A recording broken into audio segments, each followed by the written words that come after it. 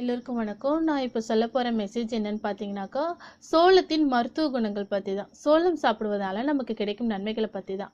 சோளம் ஒரு சிறந்த வகை உணவுப் பொருள். இது காய்கறி வகையிலையும் சேரும், தானிய வகையிலும் சேர்ந்தது. சோளத்துல அதிக அளவு ஊட்டச்சத்து நிறைஞ்சிருக்கு.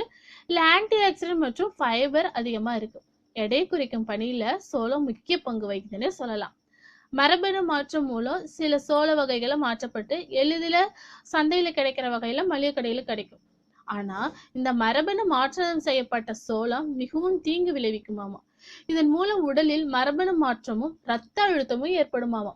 இவற்றை வாங்காம தவிர்த்து மரபணு மாற்றப்படாத சோளத்தை வாங்கணும்னு சொல்றாங்க.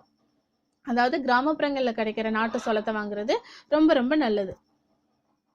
சோளத்தில் உள்ள சத்துக்கள் என்னன்னு பார்த்தோம்னாக்கா, மஞ்சள் நிற சோளத்தில் ஒரு கப்பில் 392 மில்லிகிராம் பொட்டாசியம் மற்றும் வெள்ளை சோளத்துல ஒரு கப்பில் 416 மில்லிகிராம் பொட்டாசியம் இருக்குதாமா. இது இரத்த அழுத்தத்தை சீரா வைத்திருக்க உதவுதான். எனினும் அதிக அளவு பொட்டாசியம் உள்ள உணவுகள் அனைவருக்கும் நல்லதில்லை. குறிப்பாக வயசுல மூத்தவங்களுக்கும் சிறுநீரக பிரச்சனை இருக்கிறவங்களும் இதை எடுத்துக்க கூடாது. மருத்துவ பரிந்துரையின்படிதான் இதை எடுத்துக்கணும். ஓகேவா? அடுத்ததா, மற்ற காய்கறிகளை போல சோளமும் செல்கள் சேதத்தை எதிர்த்து போராடும் தன்மை கொண்டதாகும்.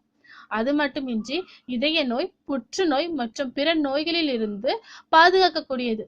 கோதுமை, அரிசியை விட சோளத்துல ஆன்டி ஆக்சிடென்ட்கள் அதிகமா இருக்குதாம். சோளத்துல கரோடெனாய்டுகள், வைட்டமின் சி, வைட்டமின் இ உள்ளது. கரோடெனாய்டுகள் இருப்பதனால கண்களுக்கு மிகவும் சிறந்ததாமா. அடுத்தது பார்த்தோம்னா, சோளத்துல கலோரி ஒரு மிதமான ஆதாரமாக இருக்குது. ஒரு கப் சோளத்துல 184 கலோரிகள் தான் இருக்குது. சோளத்துல உள்ள மாவுச்சத்தின் காரணமாக இதில் அதிக கலோரி இருக்குது. ஊட்டச்சத்துன்னு பாத்தீங்கன்னாக்கா, சோளத்துல அதிக அளவு ஊட்டச்சத்து இருக்குது. எனவே சோளம் டயட் பட்டியல்ல முக்கிய பங்கு வகிக்குதுன்னு சொல்லலாம். ஒரு கப் வேக வைத்த சோளத்துல 4 கிராம் நார்ச்சத்து உள்ளது. இதனால் மலச்சிக்கல், இருதயம் சம்பந்தப்பட்ட நோய்களிலிருந்து விடுபட முடியும். 14% வைட்டமின் சியும் 12% மேக்னீசியமும் இருக்குது.